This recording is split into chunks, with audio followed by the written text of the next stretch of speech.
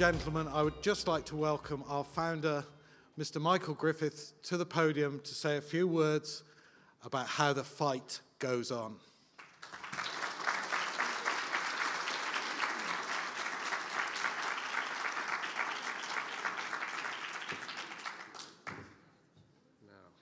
It's all right, just slightly to your left, Michael. My goodness, there was a time when I didn't have a problem in finding the microphone. Oh yes, what a wonderful morning, what a wonderful start to the morning. It's great to hear Finbar, our new CEO. I just met him yesterday for the first time, and I know he's going to be a wonderful success. But and then what a wonderful start to the morning, the choir. I don't think you could start a session like this in a better way than with the choir. What a wonderful choir. Music is wonderful. We all enjoy music, and the fighting blindness community is a wonderful community. I have so many friends in the fighting blindness community that I really feel at home when I'm here at meetings. And of course, this is our first meeting for 3 years. And my goodness, isn't it wonderful to be back? And what a meeting. I live in Wicklow now, so I wasn't in on time yesterday, but as I was coming in on the train, I was watching the start of the meeting on my phone on YouTube, and I thought to myself, my goodness, isn't this extraordinary? We would never have thought about the possibility of being able to do something like that 40 years ago when we started off. It's like magic, absolute magic. You know, it's really exciting. It's exciting to be back live again. Of course, it makes me think about the beginnings of the organization way back 40 years ago. On the 26th of February 1983, in the Derrick Vale Hotel in Gardner Place, we had our first meeting. And we've come an awful long way since then. We still have the minutes of those meetings, that meeting. At least I think we do. We do. We do, Anna. We do. Good, yeah. Don't lose those minutes. I think it's a lovely piece of history, you know. And Anna, I keep asking Anna every year or two, you know, has she still got them? And she always assures me she has. You know, I must get you to send me a copy of them too, Anna, you know, but just so I'll have them, you know. It's wonderful. They were written in handwriting by John Delaney. Is John Delaney here? He is. Oh, hiya, John. Yeah. I think John is one of the very few people that was at the very first meeting that's here today. My goodness, it's been an extraordinary journey.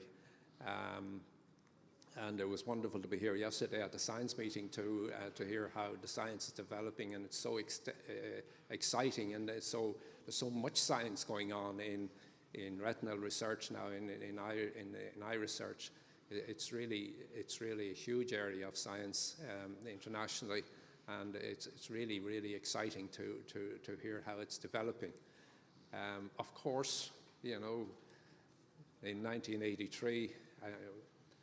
We were just beginning, and then in 1984 I went to an international meeting in Helsinki and met a scientist called Shomi Bhattacharya, who had just published a Nature paper, that's a Nature science magazine, on the first big genetic breakthrough in research into retinal degenerations.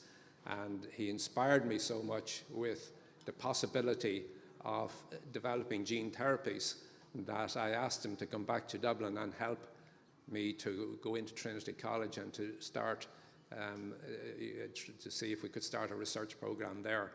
And there was huge. He came over, and there was huge excitement, and we persuaded the people in Trinity to start a research program. And I honestly thought at that stage that maybe we would have retinal degenerations cracked in about 5 years, or at least possibly, you know, the first one cracked anyway, you know. But it's been a long way, and there has been a lot of development, but you know, it has been slow. We have a gene therapy on the market everywhere else in the world, now, but it hasn't been quite put on the market here yet for reasons which we won't go into now, but I hope it will be soon. It's for a very rare retinal degeneration, so it's not generally applicable, but it's the first of what we hope will be many, and of course we hope there'll be a lot of other developments, different types of treatments and cures in the near future. And I think we shouldn't be discouraged. We should never allow ourselves to be discouraged, because I think the great thing about being patients and being people who are affected by retinal degenerations and by other conditions is that we're not scientists, and we can afford to be a bit ridiculous in our demands. We can, looking back, the very idea of starting the research program into retinitis pigmentosa in Trinity way back 40 years ago, it was kind of a crazy idea, and I think you have to be a bit crazy to kind of to demand that we continue to look for treatments and to push for treatments, and we will never take no for an answer. I think that I love that quote of Robert Kennedy's. I dreamed of the impossible and said, why not? So I think we should really adopt that attitude in trying to find treatments for our conditions and keep fighting. So I'd like to kind of end my little contribution by saying just simply that the fight goes on. So will everybody say, the fight goes on? The fight goes on. Thank you. Michael Griffith, thank you very, very much indeed. The fight does indeed go on, but let's just have a little, we're going to have a short video now that we made last year. It's just, it was funded by our good friends at Roche, and it just reminds us, I like to think this short video just tells us why we do what we do.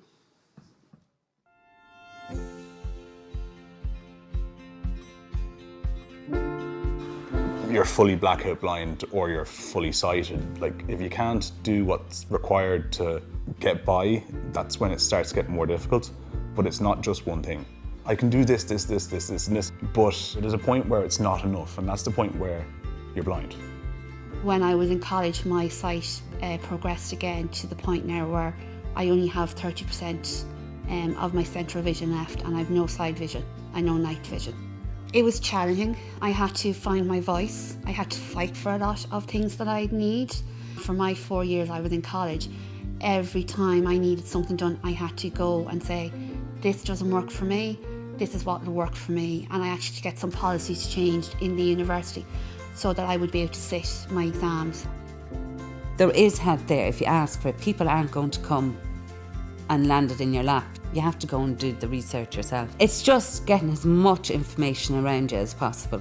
With Fighting Blindness, it was great that it was different ways of support. At the start it was, right, let's learn how to do this. And it might be something as basic as getting to terms with, say, using your phone or your tablet again. Then it came to, right, let's try and get a little bit more back to work. And then there's the other side, say, through counselling and needing help kind of with your emotional stage of it. They've been brilliant the whole way through it. Like, everything that you say is something that you can only do with your sighted, you'll find a way to do it non-sighted. It might be that you're lining something up with something else and doing it that way, but there's a means to an end for everything. Like back at the start, making a cup of tea, you're sticking your finger into like the cup and trying to pour the hot water into the touch, and sure, you're burning your finger 9 times out of 10, and now you're just literally going, and you can hear when the cup is almost full because it changes kind of this little pitch that makes. It gets easier. There's nothing I couldn't do now that I could do 2 years ago. Bar drive. Try it out and see how it goes, and if you can't do it, you can't do it. But at least I know I can't do it, or I know I can do it, rather than being told that you can't do it. People's perceptions of you that you can't have a normal life, well, as normal as my life is, that does my head in. Or that you have no other problems, you know. If you were depressed, oh, it must be because of your sight. Well, no, it's because I've a mortgage of X, Y, and Z and I can't cope, do you know, sort of, do you know, like you've normal stuff as well, like. If I'm having a really bad day, if I get in and cook something, it clears my mind. People look at me and say, well, is it safe for you to be chopping? How are you chopping? How do you not cut your finger off? But to me, I just take my time. I think people just see the eyesight and maybe it's like somebody in a wheelchair, do you know, they just see the wheelchair, they just see the eyesight loss, the visual loss, and they don't think there's anything else there, do you know? We're trying to get like a passport for technology. So what we're trying to work on is that if the person is in secondary school, that if they know that they have technology in secondary school, that's not taken away from them, that it'll carry forward into college, into your work, so that there's no break in your transition. So you never have gaps in waiting for technology, and that would make life much easier. I'm long past the cure stage, and I've been told that by consultants. There's no point sitting there going, oh, poor me, oh, If I thought I was where I am now, I'd be more than grateful, do you know, sort of, I'd be delighted with myself, because at least I'd know that it's the uncertainty that's my issue. You may have twists and turns in your life, but sometimes things work out better than you think they will work out. It may take you longer to get to your passion and to your dream. You are capable of doing whatever you want to do, and you can dream as big as you want to dream. Our innovative research helps us better understand sight loss and change lives. Donate today and get us to a cure sooner. Well, I think we should thank our ambassadors, Katrina Finn, Conor Lennon and Gillian Stafford, because they really put themselves forward to represent our cause. Now, we're into the support section. Today is a bit of a magazine. I like to think of it as a magazine of ideas. So you're going to get some different flavours of different things that you may like to think about, and get back to us over the coming months. Have a think about what you hear today, and if any of it engages with you, contact us and join in. This today is our open day. It's our shop window. It shows us what we've got on offer. Now, our next speaker is someone I've really enjoyed collaborating with over the last few years. Unfortunately, he was elected to the board, so I don't know whether that changes our relationship, because now technically I suppose I might be answering to him at some point. But in the meantime, to the stage I would like to welcome the former financier who is now a philosopher. It's Breandan Ward. Breandan.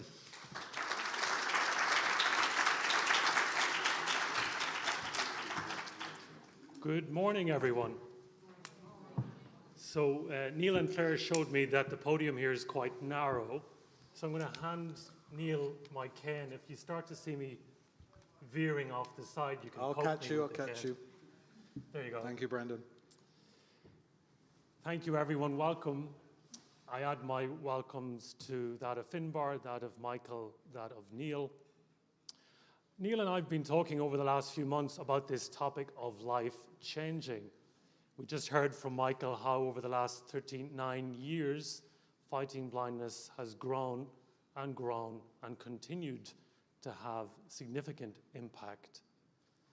And when you think about that journey that we are all on, many of us have progressive sight loss. I've been losing my sight slowly but surely over the last 20 years.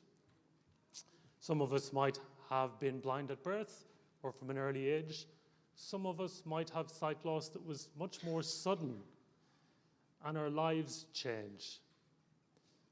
For those of you who have no sight issues at all, perhaps there's another disability that you're familiar with, or another health condition in your life or in your family's life, or perhaps there's just challenges like we just heard on the video.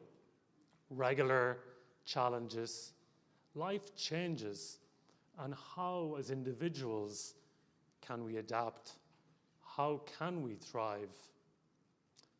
That's the individual perspective, if you like, and today we'll be discovering that as individuals, how do we engage in the research process? How do we engage in advocacy and in the support that is so important? I would also say there's a collective element too, right? We have challenges as families, as communities, even as organizations. So life changes, nothing stays the same. And what I'd love to do is to use a different lens, just a lens of convenience, which is employment, to share a few reflections, because many of us have, like everyone else, career hopes. We have jobs, we have work outside of the consultant's room. And that can be a challenging space, a challenging place to enter employment if you have sight loss, challenging when you face barriers, discrimination. So that encounter in the world of employment really throws up a lot for us as people who have visual impairment. So I'd like to use employment as an excuse to kind of reflect on one initiative that took shape during COVID called the Working Age Forum, and share some more about that with you, and then go deeper into some reflections about employment, but really thinking about the topic of challenge and how, when life changes, can we find a way to adapt and thrive. So Jack's helping me with slides, as I can't see them. So Jack, keep me on track. We'll start with this concept of seasons changing. So perhaps you could think in your own minds about how your seasons of life have changed. We know that the season definitely changed big time during COVID for all of us. And context really does matter. It's important that we acknowledge the change in seasons. Why? Because in the end, our needs change. Back in my own journey with work, I started out in a bank in London as an eager, enthusiastic, optimistic Irish fella in my first job. And I could see fine. I didn't need to go to the eye hospital in London for any particular reason. I didn't even know it existed. I didn't wear glasses. I was there in my first job using a computer like everyone else and felt like everyone else. But the context changed. About 20 years ago, I started to struggle with using a computer. You know that place where you're starting to bring yourself closer and closer to the screen? Then you can't do that anymore. You're almost climbing on the desk to see what is on the screen, and you know other people are looking at you. And there I was in 2003, struggling, starting to struggle, not wanting to acknowledge what was going on. It was too hard, too scary, not wanting to go near an eye doctor, an optician, not wanting any kind of diagnosis, certainly not wanting to discuss it with my colleagues or my boss for that matter. And you know, when I look back now, my context was changing. And perhaps for many of you, you can identify with that in your own lives, whether it's sight loss or another challenge where, you know, the season changes. The season changes. We go from being able to do something to not being able to do it so easily. And our needs do change. And on the next slide, I discovered, looking back, there was a time to react. You know, when the seasons changed, for me, I fell into this reptilian mind. You know, we all have this reptilian mind. It's very short term. It's that fight, flight, or freeze that we do. It's just natural to us, right? It's not just people from Monaghan who do this. Everyone, we all do it. We go straight into reptilian mode. That's part of our wiring. It's the fight, it's the flight, it's the freeze. I was frozen. I was trying to cover this up to compensate. I was trying to fight fire drills all the time. And when I look back now, I can see how with time, very, very slowly, and it wasn't easy, but with time, I shifted. And there was a need to shift because it was actually a response that I needed to find. Many of us struggle, right? It takes time, it takes months, it can take years to shift from that initial natural reactiveness to figuring out how do we respond. And you know, values are really the lighthouse the lighthouse that can guide us towards a response. So in my case, what actually helped me to respond were my values. I wanted to enjoy my work. I wanted to work hard. I wanted to learn. I wanted to thrive. And eventually, I got worn out with the fire drills. I got worn out with the anger I felt inside, with the covering up, with the just coping. Eventually, I got worn out. And these values were the things that eventually pushed me into a response and out of reaction. And you know, maybe in any challenge we face in our lives, beyond disability or health conditions, that's the shift that we ultimately need to make in time. And even as organizations, we all know this. In places we've worked before, perhaps it's a research institution, perhaps the place we're teaching, working, volunteering, things go wrong. Life changes, and we do go into reactive mode. We do have fire drills, we get angry, there's some covering up we need to do just to cope and survive. But eventually, if we tap into our values, they're what can guide us, help us shift out of that reactiveness into a more responsive place. So there is a time to react on our journey, but eventually there comes a time to respond, and respond based on our values. And there's a lovely quote I included here from Viktor Frankl, who's a Holocaust survivor. Between stimulus and response, there lies a space. In that space is our power to choose our response. And in our response lies our growth and our freedom. So that space is really what we're after. Not to react, but actually come to a place where we can reflect, ask ourselves, what's our values as individuals going through this journey of sight loss? Like for many of us, it's a progressive, long journey.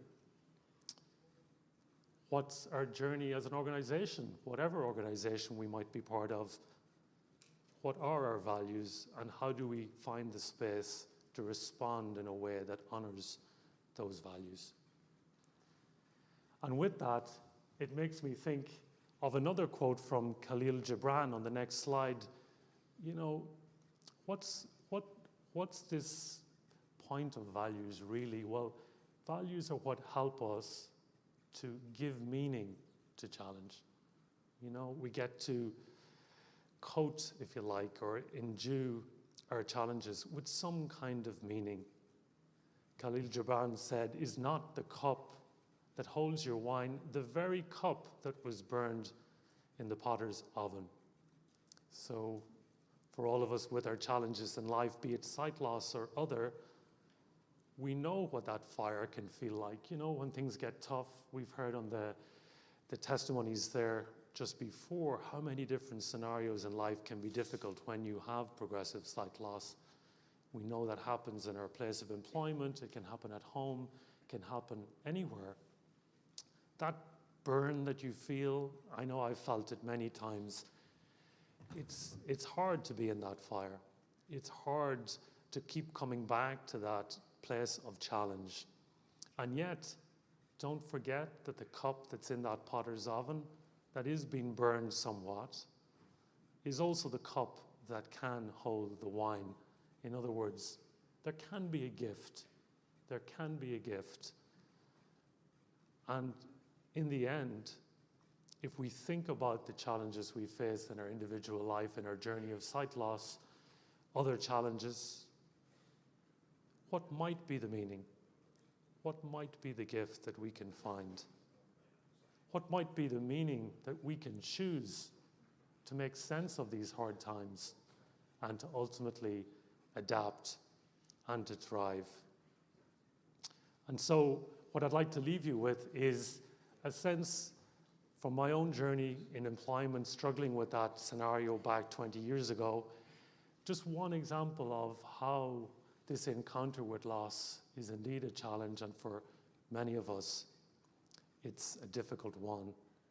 And yet, there's a chance to respond with values.